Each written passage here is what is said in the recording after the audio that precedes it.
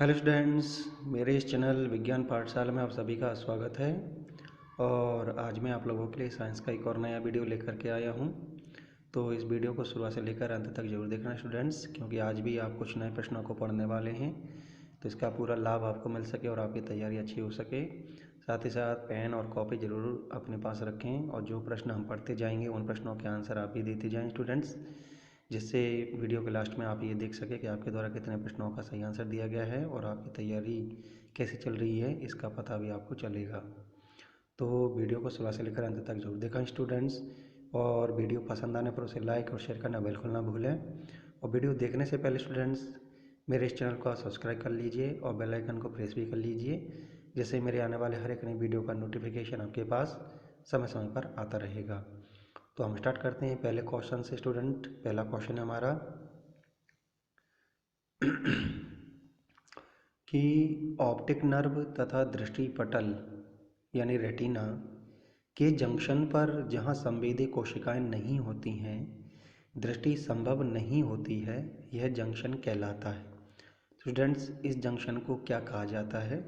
तो यहाँ चार ऑप्शन दिख रहे हैं हमें। ए शंकु, बी अंधबिंदु या जिसे ब्लाइंड स्पॉट बोला जाता है, सी सलाका और डी कॉर्निया।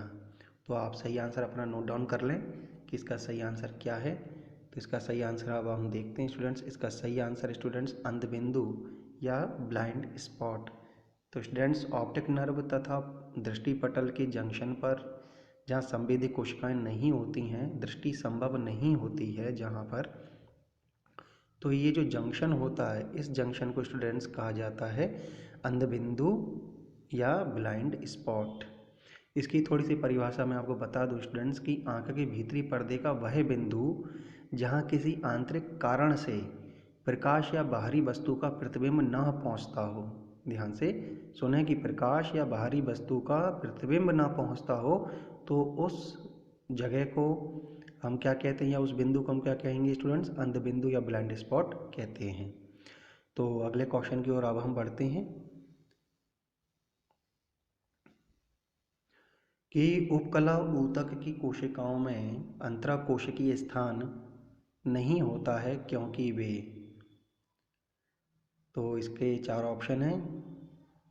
वे छिलने की ओर प्रवृत्त होते हैं, बी वे जल की हानि की रोकथाम करते हैं, सी उनका कार्य सुरक्षात्मक होता है, डी उनका कार्य उत्सर्जी होता है या उत्सर्जी पदार्थों को निकालना होता है। तो इसका सही ऑप्शन अब हम देखने वाले हैं। इसका सही ऑप्शन है सी, उनका कार्य सुरक्षात्मक होता है। तो याद रखें स्टूडेंट्स कि उपकला ऊतक की जो कोशिकाएं होती हैं उनमें अंतराकोशिकीय स्थान नहीं होता है। तो वो इसलिए नहीं होता क्योंकि उनका कार्य होता है सुरक्षात्मक होना, यानी वो सुरक्षा प्रदान करने का कार्य करते हैं। स्टूडेंट्स, प्राणियों के शरीर की जो बाहरी सतह होती है और जो शरीर के अंदर स्थित जो विभिन्न अंग होते हैं, उनकी बाहरी और भीतरी जो सतह का निर्माण करने वाले जो ऊतक होते हैं, उन ऊतकों को स्टूडेंट्स उन्हीं ऊतकों को क्या कहा जाता है? उपकला ऊतक कहा जाता है। ठीक है, याद रखें जो मैंने परिभाषा आपको बताई है कि प्राणियों के शरीर की बाहरी सतह और शरीर के अंदर स्थित जो भी विभिन्न अंग होते हैं, उन अंगों की बाहरी तथा भीतरी सतह का निर्माण करने वाले ऊतक को ही स्टूडेंट्स उपकला ऊतक कहा जाता है। अब उपकला ऊतक के बारे में अगर हम बात करें कि उपकला ऊतक का जो नाम दिया गया है, वो दिया गया है एक वैज्ञानिक थे जिनका नाम है रयूश। रयूश रयूश हैं जिन्होंने इसको इन ऊतकों को उपकला ऊतक नाम दिया है, रयूश ने, जो वैज्ञानिक हैं। और ये 18वीं शताब्दी के वैज्ञानिक थे जिस समय इनके द्वारा इनका नामकरण दिया गया, 18वीं सदी में दिया गया था, यूँ कह सकते हैं हम। ये ऊतक क्या होते हैं स्टूडेंट्स? शरीर तथा जो आंतरिक अंग होते हैं हमारे शरीर के अंदर, शरीर की बात कर रहे हैं, और शरीर के अंदर जो आंतरिक अंग होते हैं उनकी बाहरी तथा भीतरी सतहों पर क्या करती हैं? ये रक्षात्मक आवरण का कार्य करती हैं। ये क्या करती हैं स्टूडेंट? रक्षात्मक आवरण का कार्य करती हैं, जैसे जीभ है, जिगर है, गुर्दे हैं, आहारनाल है। और इसीलिए इन्हें स्टूडेंट्स क्या कहा जाता है? इसी कारण से उपकला ऊतक को रक्षी ऊतक भी कहा जाता है स्टूडेंट्स। तो याद रखें, जो भी क्वेश्चन इनसे रिलेटेड बन कर के अगर आता है तो ज़रूर उनको सॉल्व करें आप। तो अगले क्वेश्चन की ओर बढ़ते हैं अब हम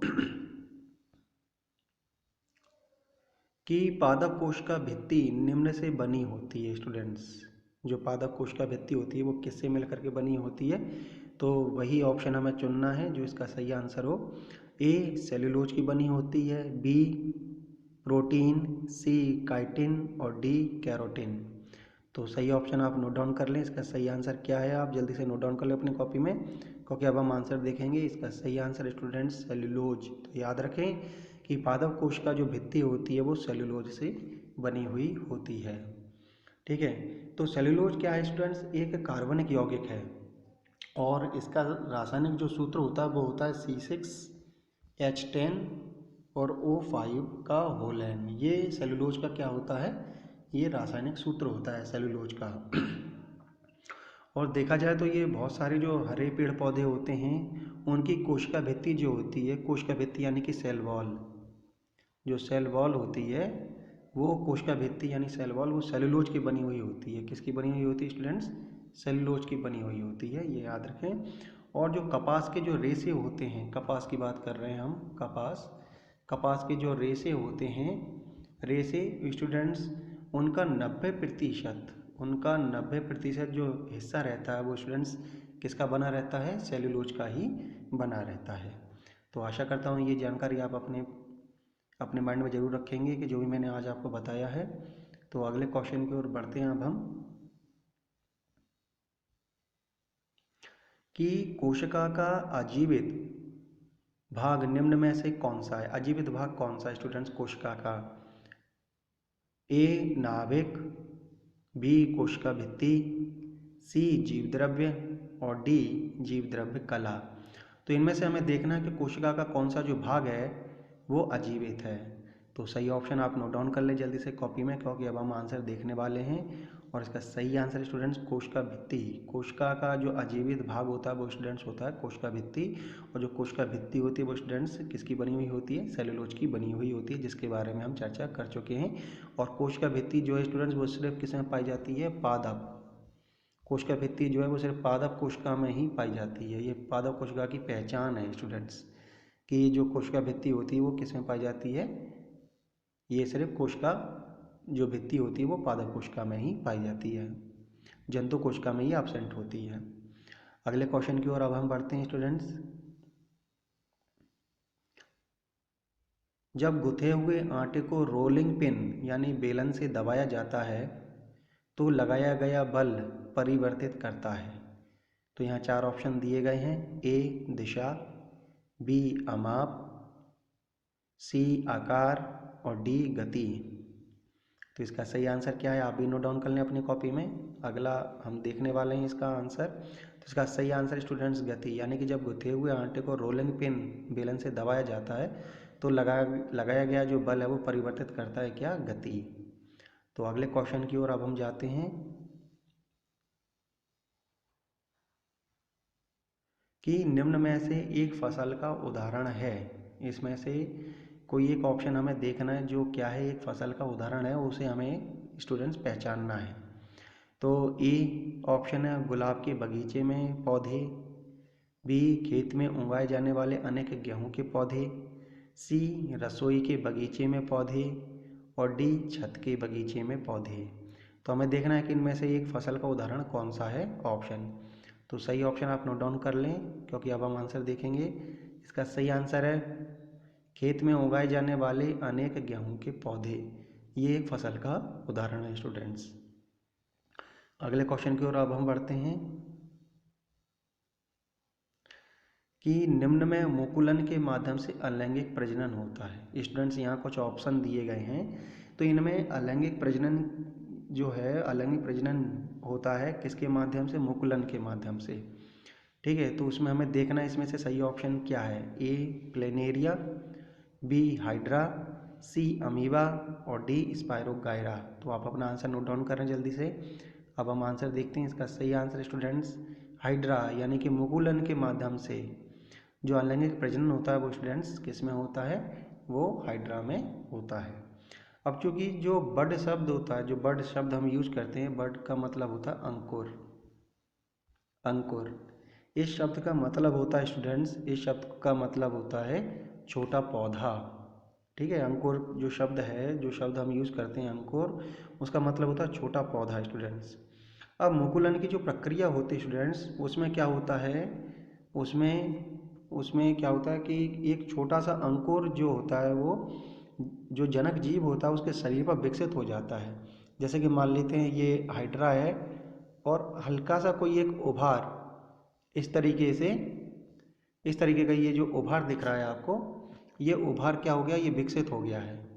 ठीक है, ये उभार आपको दिख रहा है ना, ये कैसा हो जाता है, ये एक आउटग्रोथ हो जाती है। यानी कि जब मुकुलन की प्रक्रिया होती है तो उसमें क्या होती है, इस तरीके की आउटग्रोथ, यानी कि ये जो अंकुर होता है वो जनक जीव के शरीर पर विकसित हो जाता है। और विकसित होने के बाद वो क्या कर देता है, जब समय आता है, समय आने पर समय आने पर ये जो नए जीव के निर्माण के लिए खुद को क्या कर लेता है, जनक जीव से क्या कर लेता है स्टूडेंट्स, अलग कर लेता है।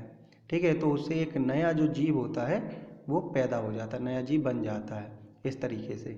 ठीक है ना, तो जब समय आता है, जब समय आता है तो ये क्या करता है, ये नए जीव के निर्माण के लिए खुद को क्या कर लेता है, इससे अलग कर लेता है। ये क्या कर लेता है, खुद को इससे अलग कर लेता है, किससे, जनक जीव से।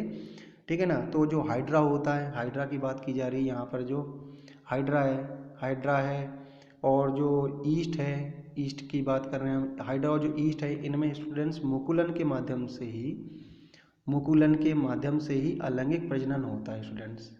मुकुलन के माध्यम से ही इनमें, हाइड्रा में और ईस्ट में क्या होता है स्टूडेंट्स, मुकुलन के माध्यम से अलैंगिक प्रजनन होता है। स्टूडेंट्स अगले क्वेश्चन की ओर आगे बढ़ते हैं अब हम,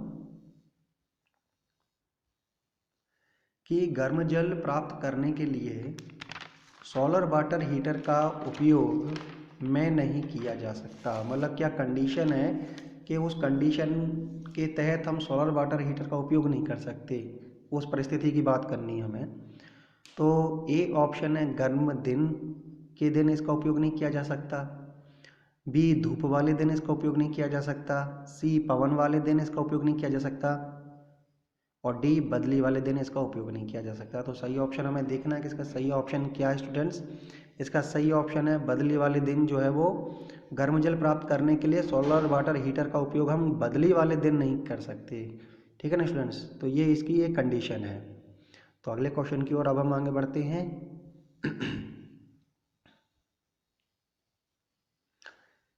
क्वेश्चन दिया गया है कि स्वर्ण पर्णिका प्रयोग को पूर्ण करने के पश्चात रदरफोर्ड ने यह निष्कर्ष प्राप्त किया कि नाभिक का आकार जो है वो परमाणु के आकार की तुलना में बहुत लघु होता है, छोटा होता है। यह इसलिए क्योंकि, अब उन्होंने 4 ऑप्शन हमें मिल रहे हैं यहाँ पर, तो चारों ऑप्शन हम पढ़ेंगे, उसमें से सही आंसर हम नोट डाउन करेंगे। क्या सही आंसर है, कि ए ऑप्शन है कि प्रत्येक 12,000 अल्फा कणों में से एक स्वर्ण पर्णिका से टकराने के पश्चात द्वारा विक्षेपित हो गया। बी, अधिकतर अल्फा कण स्वर्ण पर्णिका से टकराने के पश्चात दोबारा विक्षेपित हो गए। सी, कुछ अल्फा कण लघु कोण से विक्षेपित हो गए थे। और डी, स्वर्ण पर्णिका के माध्यम से बहुत कम अल्फा कण निकल गए। तो इसका सही आंसर आप नोट डाउन कर लें, क्या है। इसका सही आंसर स्टूडेंट्स ए, प्रत्येक 12,000 अल्फा कणों में से एक स्वर्ण पर्णिका से टकराने के पश्चात द्वारा विक्षेपित हो गए। तो स्टूडेंट्स, जो रदरफोर्ड ने अपना परमाणु मॉडल दिया था स्टूडेंट्स, तो ये परमाणु मॉडल दिया था इन्होंने सन 1911 में। इन्होंने सन 1911 में अपना परमाणु मॉडल दिया था। ठीक है, और इस मॉडल ने क्या किया स्टूडेंट्स, परमाणु के भीतर धनावेशित भाग होने की बात बताई। इस मॉडल के थ्रू हमें ये जानकारी मिली कि जो परमाणु होता है उसके भीतर धनावेशित भाग होता है। ठीक है ना, और उन्होंने ये चीज़ दर्शाने के लिए, रदरफोर्ड ने इस चीज़ को दर्शाने के लिए एक प्रयोग भी किया था। इस प्रयोग के बारे में अब हम चर्चा कर लेते हैं, कि ये देखिए मैं आपके लिए डायग्राम बना रहा हूँ।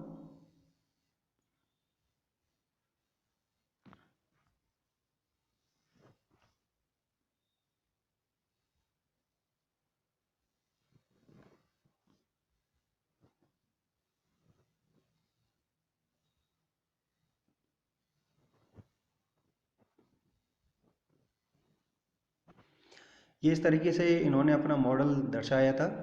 उसकी संरचना दिखाई थी परमाणु के मॉडल की। तो रदरफोर्ड ने क्या किया स्टूडेंट्स, रदरफोर्ड ने सोने की एक 100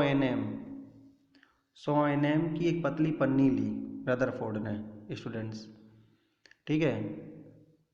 और रदरफोर्ड ने 100 nm की एक सोने की पतली पन्नी ली और उस पर क्या किया स्टूडेंट्स, उस पर अल्फा कणों की बौछार की। अल्फा कण जो थे वो पॉजिटिव चार्ज पार्टिकल्स थे, ये पार्टिकल्स होते हैं, अल्फा कण जो होते हैं वो पॉजिटिव पार्टिकल्स होते हैं। तो इन अल्फा कणों की क्या की, उस पतली पन्नी के ऊपर क्या की, बौछार की, ठीक है। बौछार करने के बाद उन्होंने देखा, कुछ परिणाम देखे उन्होंने। तो ये परिणाम क्या थे, तो वो परिणाम अब हम देखते हैं। इन्होंने ये परिणाम देखा कि अधिकांश अल्फा कण जो थे वो सोने की पन्नी से बिना विक्षेपित हुए निकल गए। अब यहाँ पर आपको दिखाई दे रहा है कि कुछ अल्फा कण, ये देखिए, ये जो कुछ अल्फा कण है ये कैसे निकल गए, बगैर विक्षेपित हुए सीधे निकल गए। और कुछ अल्फा कण कम का अंश कह सकते हैं, मतलब कुछ अल्फा कणों का जो अंश था वो कम कोण से विक्षेपित हो गया। यहाँ पर देखिए ये जो अल्फा कण है ये एक कोण से, एक एंगल से विक्षेपित होते हुए जा रहे हैं, एक कोण बनाते हुए जा रहे हैं, ठीक है। और बहुत थोड़े कण की अगर आप बात करें, बहुत थोड़े कण यानी कि 20,000 में से एक की बात करें अगर हम, तो वापस क्या हुए थे, उसी पथ पर लौट आए। जैसे कि ये दिख रहा है आपको, ये दिख रहा है, ये वापस उसी पथ पर लौट आया, ठीक है ना। वापस उसी पथ पर लौट आया अर्थात 180 डिग्री के कोण से लौट आया। बहुत कम अल्फा कण यानी 20,000 में से एक की बात की जा रही है, ठीक है ना। तो अब इससे इन्होंने क्या निष्कर्ष निकाला, जो रदरफोर्ड थे उन्होंने अपने परमाणु मॉडल के आधार पर अब निष्कर्ष निकाला। क्या निष्कर्ष निकाला कि परमाणु का जो अधिकांश भाग होता है स्टूडेंट्स, परमाणु का जो अधिकांश भाग होता है वो कैसा होता है, खोखला होता है। ये जो परमाणु का अधिकांश भाग है स्टूडेंट्स वो कैसा है, खोखला होता है, ये यहाँ पर, ठीक है ना, खोखला होता है, ये इन्होंने बताया। दूसरा पॉइंट ये है स्टूडेंट्स इनका कि कुछ ही अल्फा कण प्रतिकर्षण बल के कारण विक्षेपित हुए। कुछ अल्फा कण क्या थे स्टूडेंट्स, प्रतिकर्षण बल के कारण, यानी कि यहाँ पर भी पॉजिटिव चार्ज है और चूंकि ये अल्फा कण भी क्या हैं, पॉजिटिव पार्टिकल्स हैं। तो जब पॉजिटिव पार्टिकल्स जब टकराएंगे तो उनमें प्रतिकर्षण होगा। तो बहुत कम अल्फा कण क्या हुए, प्रतिकर्षित हुए। और इससे पता चलता है कि परमाणु के मध्य में क्या धनावेशित भाग पाया जाता है। इससे ये पता चला स्टूडेंट्स वैज्ञानिक को कि जो परमाणु का जो नाभिक है उसमें कहीं ना कहीं क्या पाया जाता है, धनावेशित भाग पाया जाता है। अगला इन्होंने ये निष्कर्ष निकाला कि रदरफोर्ड ने गणना करके बताया, ये चीज़ की गणना करके बताई कि जो नाभिक होता है परमाणु का, ये जो नाभिक है, ये जो नाभिक है इसका जो आयतन होता है वो परमाणु के कुल आयतन की तुलना में, परमाणु के कुल आयतन की तुलना में कैसा होता है, नगण्य होता है। परमाणु के कुल आयतन की तुलना में कैसा होता है, नगण्य होता है।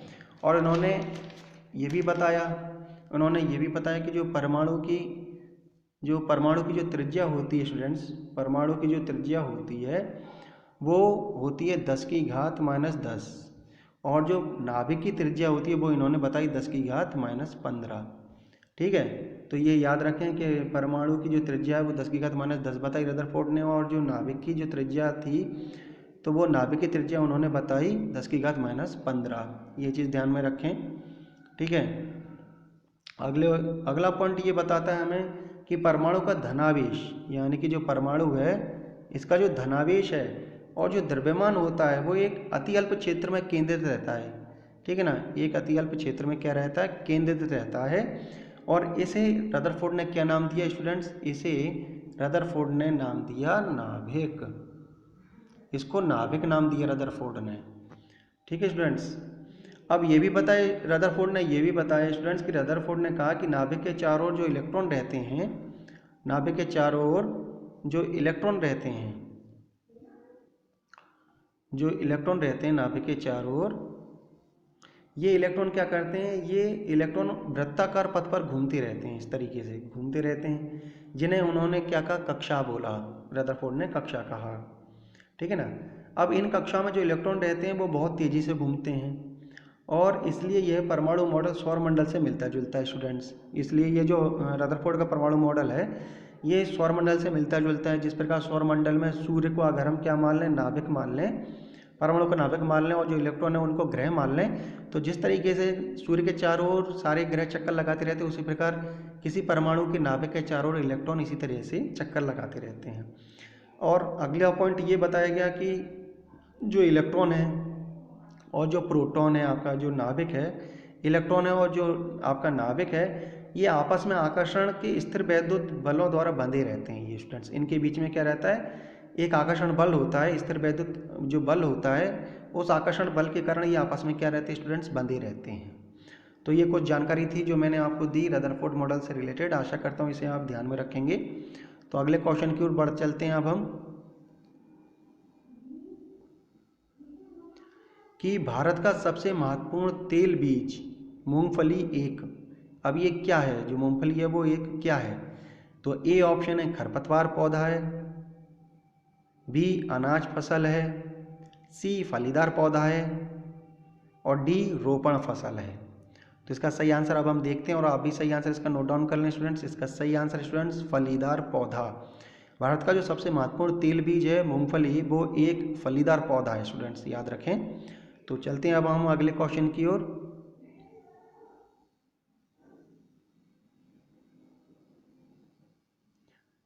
कि अखिल ने ठंडी शीतकालीन रात में कपड़े की कुछ परतों के साथ स्वयं को लपेट लिया, यानी कि कुछ कपड़े उसने ढक लिया अपने ऊपर और उनसे अपने आप को लपेट लिया, इससे उसे स्वयं को गर्म रखने में सहायता मिली, क्योंकि।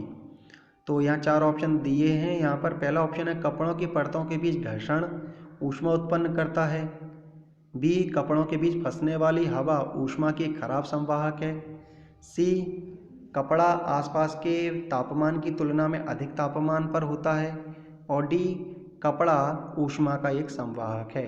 तो इन चारों में से सही ऑप्शन हमें ढूंढना है। तो सही ऑप्शन आप नोट डाउन कर लें, क्योंकि अब हम आंसर देखने वाले हैं। इसका सही आंसर स्टूडेंट्स बी, जो कपड़ा होता है, कपड़े के बीच जो फंसने वाली जो हवा होती है वो ऊष्मा की एक खराब संवाहक होती है और इसीलिए जो आपका अखिल है वो अपने आप को उस शीतकालीन रात में खुद को गर्म बनाए रखने में सफल होता है। ठीक है, तो जो हवा होती है स्टूडेंट्स वो क्या होती है, कपड़ों के बीच में जो हवा रहती है वो हवा ऊष्मा की खराब संवाहक होती है और इसलिए उसका जो शरीर रहा वो गर्म रहा, उसको ठंड नहीं लगी। तो अगले क्वेश्चन की ओर अब हम आगे बढ़ते हैं, कि जब किसी परिनालिका से होकर विद्युत धारा प्रवाहित होती है तो यह के रूप में कार्य करता है। किस रूप में यह कार्य करता है जब परिनालिका से होकर विद्युत धारा प्रवाहित होती है स्टूडेंट्स। ए विद्युत घंटी के रूप में कार्य करता है, बी क्षण चुंबक की भांति के रूप में कार्य करता है, सी प्रतिरोधक के रूप में कार्य करता है और डी इंसुलेटर के रूप में कार्य करता है। तो सही आंसर आप नोट डाउन कर लें। इसका सही आंसर क्या है स्टूडेंट्स, बी क्षण चुंबक की भांति ये कार्य करता है, कि जब किसी परिनालिका में से विद्युत धारा प्रवाहित की जाती है या विद्युत धारा प्रवाहित होती है तो ये स्टूडेंट्स जो क्षण चुंबक होती है, जिस तरीके की उसकी प्रॉपर्टीज़ होती हैं, ठीक है ना, उसी तरीके से ये भी क्या करता है, क्षण चुंबक के रूप में कार्य करने लगता है या कार्य करता है। तो याद रखें स्टूडेंट्स इस क्वेश्चन का आंसर। तो ये परिनालिका होती क्या है, हम एक बार समझ लेते हैं स्टूडेंट्स की परिनालिका होती क्या है।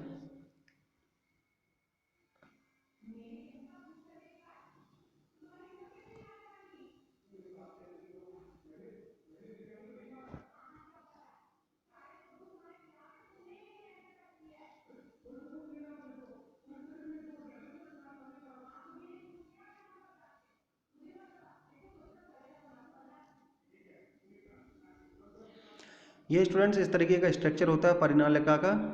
ठीक है, ये आपकी कुंजी है।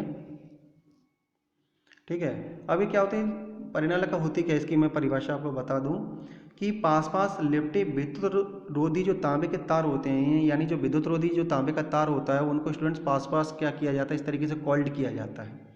ठीक है ना, तारों को एक बेलन की आकृति दी जाती है और उस बेलन की आकृति देने के बाद क्या होते हैं, उन पर जो तांबे के जो विद्युतरोधी जो तांबे का तार होता है उनकी अनेक फेरों वाली कुंडली होती है, यानी कि उसमें कई सारे फेरे लगे रहते हैं। ठीक है ना, इस तरीके से कई सारे फेरे लगे रहते हैं और वो बेलनाकार होती है स्ट्रक्चर। इस तरीके का बेलनाकार स्ट्रक्चर होता है, उस पर अनेक फेरों वाली कुंडली को स्टूडेंट्स क्या कहा जाता है, परिनालिका कहा जाता है। ठीक है, और ये जो तांबे के तार होते हैं ये एक दूसरे के पास पास लिपटे होते हैं, तो इसी स्ट्रक्चर को क्या कहा जाता है स्टूडेंट्स, परिनालिका बोला जाता है। इसी स्ट्रक्चर को बोला जाता है परिनालिका। ठीक है, अब क्या होता है जब इसके अंदर विद्युत धारा प्रवाहित की जाती है तो विद्युत धारा प्रवाहित करने पर ये जो परिनालिका होती है स्टूडेंट्स क्षण चुंबक के रूप में कार्य करने लगती है। तो आप परिनालिका का उपयोग समझ लेते हैं कि परिनालिका का उपयोग क्या है स्टूडेंट्स। अगर हम परिनालिका के भीतर जो चुंबकीय क्षेत्र पैदा हो रहा है उस चुंबकीय क्षेत्र का हम क्या कर सकते हैं, उपयोग भी कर सकते हैं। तो परिनालक के भीतर जो उत्पन्न प्रबल चुंबकीय क्षेत्र होता है, इसका उपयोग किसी चुंबकीय पदार्थ जैसे कि कोई चुंबकीय पदार्थ जैसे कि नर्म लोहा है, उसको अगर हम परिनालिका के भीतर अगर हम रख देंगे तो वो क्या हो जाएगा, चुंबक में कन्वर्ट हो जाएगा। यानी उसका क्या बनाया जा सकता है स्टूडेंट्स, चुंबक बनाने में इसका उपयोग किया जा सकता है। किसका स्टूडेंट, परिनालिका का। तो परिनालिका के द्वारा हम क्या कर सकते हैं स्टूडेंट, चुंबक तैयार कर सकते हैं। और इस प्रकार बने हुए चुंबक को स्टूडेंट्स विद्युत चुंबक कहा जाता है। ठीक है स्टूडेंट्स, तो जो जानकारी दी गई उसे आप ध्यान में रखेंगे। तो आज का ये वीडियो आपको कैसा लगा, आप अपने कमेंट्स और जो भी रुझान है आपके कमेंट्स बॉक्स में ज़रूर लिख करके मुझे बता सकते हैं कि आपको वीडियो कैसा लगा। और आज का वीडियो देखने के लिए आपका बहुत बहुत धन्यवाद। नेक्स्ट वीडियो का आप लोग इंतज़ार कीजिए। तब तक के लिए thank you, have a nice day.